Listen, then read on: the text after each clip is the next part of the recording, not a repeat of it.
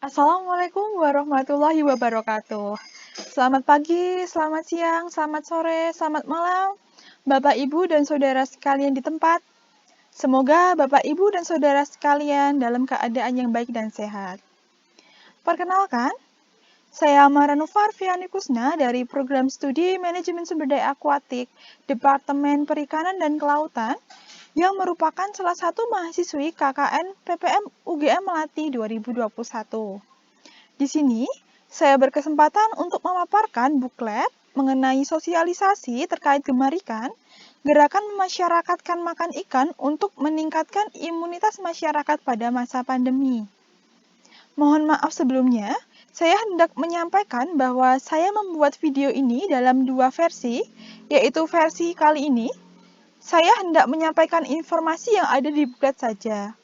Hal tersebut saya masukkan agar waktu penyampaian tidak terlalu panjang. Apabila Bapak, Ibu, dan saudara sekalian menghendaki video dengan durasi yang lebih panjang dan informasi yang lebih detail, maka silakan untuk menonton video versi lain yang saya buat. Kemudian langsung saja, saya akan memaparkan daftar isi buklet ini. Berikut merupakan daftar isi yang dimulai dari pengertian gemar ikan dan ikan sampai dengan tips menyimpan ikan agar tetap segar. Langsung saja kita akan bahas satu persatu. Nah, Bapak, Ibu, dan saudara sekalian, kita sudah masuk pada materi yang akan dipaparkan. Di sini terdapat kutipan dari mantan Menteri Perikanan dan Kelautan, yaitu Ibu Susi Pujiastuti, yang mana berbunyi, "Yang tidak makan ikan saya tenggelamkan." Kutipan ini menjadi pembuka pada sosialisasi kali ini yang diharapkan kita menjadi lebih semangat untuk mengetahui apa saja manfaat mengkonsumsi ikan. Kemudian di slide sebelah kanan ada pengertian gemar ikan. Gemar ikan merupakan singkatan dari gerakan memasyarakatkan makan ikan yang bertujuan untuk membangun kesadaran gizi individu maupun kolektif masyarakat agar gemar mengkonsumsi ikan. Ikan merupakan sumber protein dan gizi yang baik untuk kesehatan manusia. Pengertian ikan menurut Undang-Undang Nomor 45 Tahun 2009, ikan adalah segala jenis organisme yang seluruh atau sebagian dari siklus hidupnya berada di lingkungan perairan. Kemudian, ada pepatah yang mengatakan, tak kenal maka tak sayang. Nah, Bapak, Ibu, dan saudara sekalian, di sini saya sudah cantumkan beberapa jenis ikan, baik itu ikan air laut, ikan air tawar, maupun ikan air payau. Pada slide kali ini merupakan berbagai jenis ikan air laut. Kemudian, pada slide sebelah kiri merupakan berbagai contoh ikan air tawar. Sedangkan untuk slide sebelah kanan merupakan contoh dari ikan air payau. Kemudian Bapak, Ibu, dan saudara sekalian, di kotak pojok sebelah kanan ada anjuran untuk makan ikan. Nah, mengapa ikan ini dibandingkan dengan daging lain seperti ayam, kambing, maupun sapi jauh lebih menyehatkan karena lemak yang terkandung adalah asam lemak tak jenuh. Selain itu, kandungan omega 3 pada ikan jauh lebih tinggi dibandingkan sumber protein hewani sejenis. Kemudian berikut merupakan ciri ikan segar secara umum yang dapat dilihat secara morfologi atau kenampakan luar.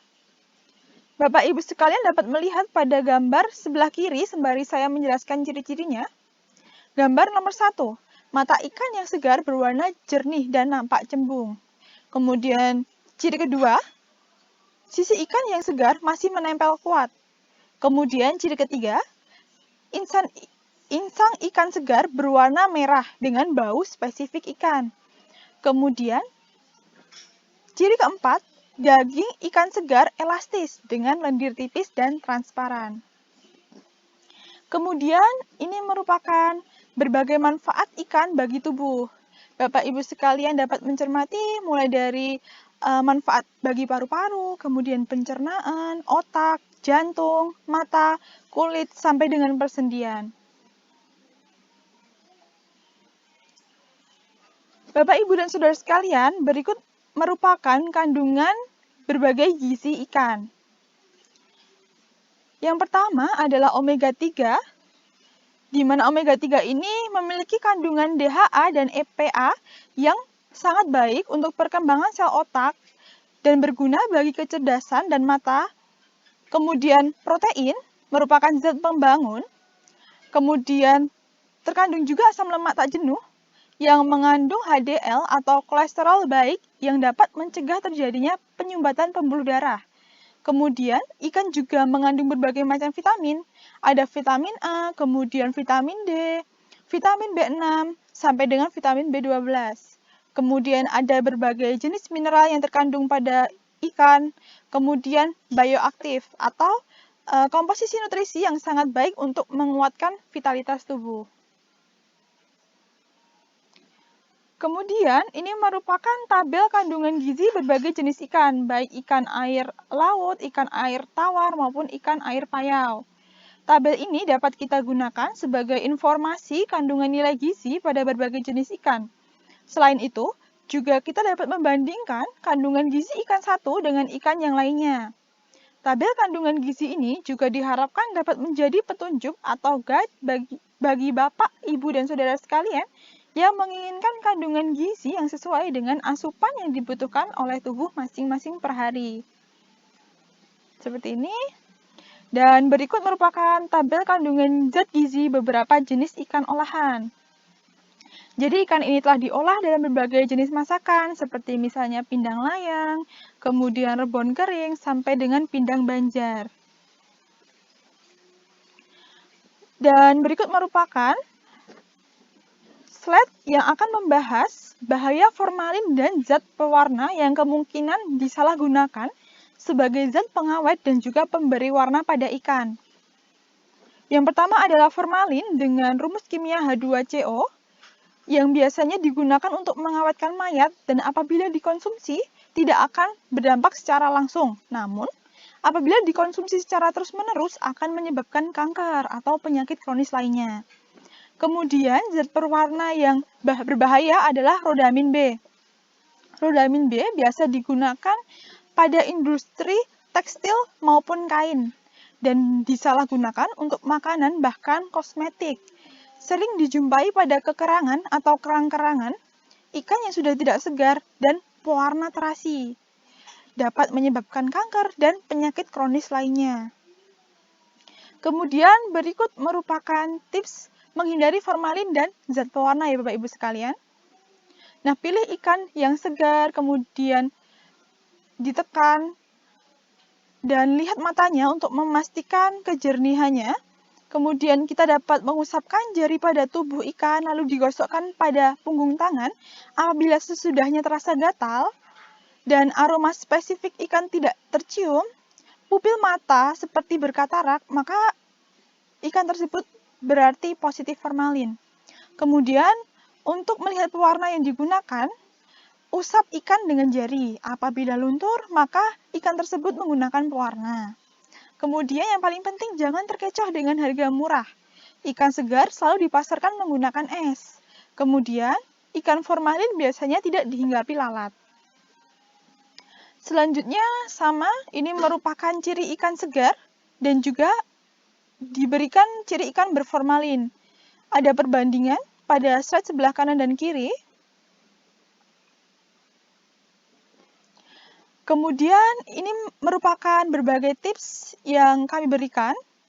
Yang pertama, tips memilih udang yang baik. Warna udang jernih, tidak terdapat bintik-bintik hitam, kemudian tekstur dagingnya kenyal, cangkangnya keras, serta tidak berlumut, kemudian bau udang segar. Kemudian udang tidak lengket satu sama lainnya, dan juga kaki, kulit, serta kepalanya utuh dan tidak mudah lepas. Kemudian, berikut merupakan tips mengolah udang dengan benar.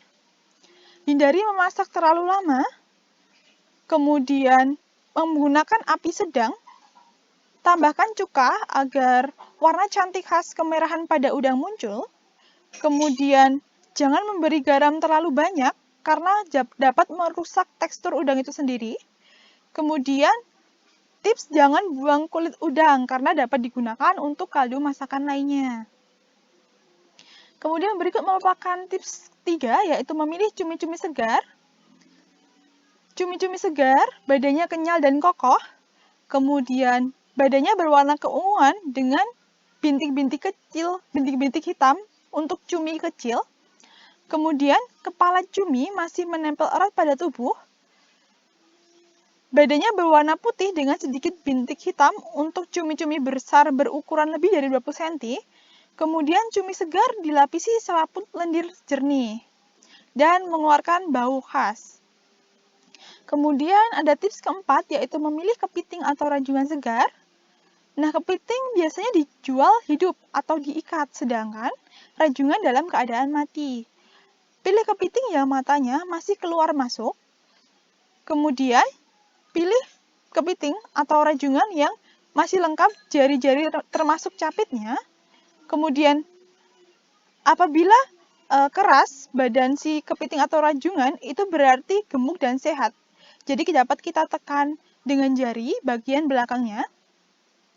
Dan untuk membedakan kepiting atau rajungan yang gemuk, kita dapat mengangkat badannya. Bila terasa ringan, berarti dagingnya kurang padat. Nah, Bapak Ibu sekalian, di sini ada tips untuk membedakan perbedaan rajungan dan kepiting. Nah, dari bentuk tubuh sendiri, rajungan lebih ramping, sedangkan kepiting lebih bulat. Untuk corak tubuhnya, rajungan ada bintik-bintik, sedangkan kepiting polos.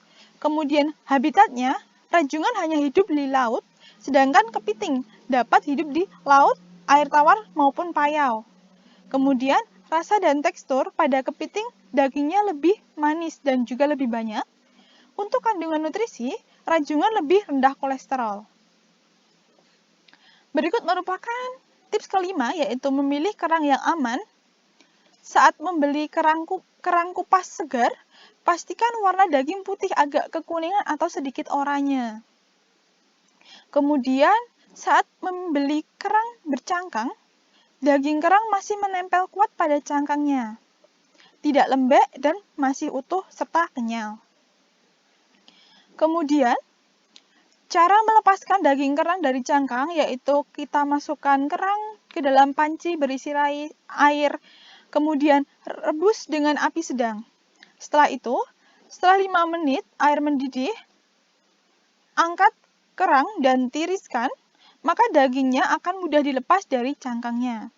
Kemudian ini catatan penting, bahwasanya kerang ini bersifat filter feeder Bapak Ibu sekalian.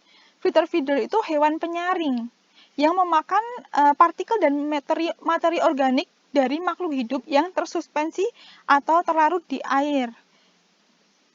Nah, jangan konsumsi apabila kerang berasal dari perairan yang tercemar atau ada zat-zat cemaran yang mana akan terkandung di dalamnya. Jangan memilih kerang yang berwarna kuning mencolok karena zat pewarna yang digunakan tidak alami. Kemudian berikut merupakan tips menyimpan ikan agar segar.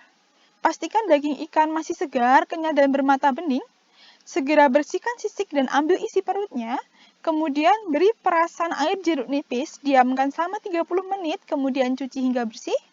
Tiriskan dan letakkan di wadah kedap udara dan simpan di dalam freezer. Dan kemudian simpan ikan terpisah dengan bahan makanan lain di dalam kulkas, seperti itu. Ini merupakan tips agar ikan tidak bau.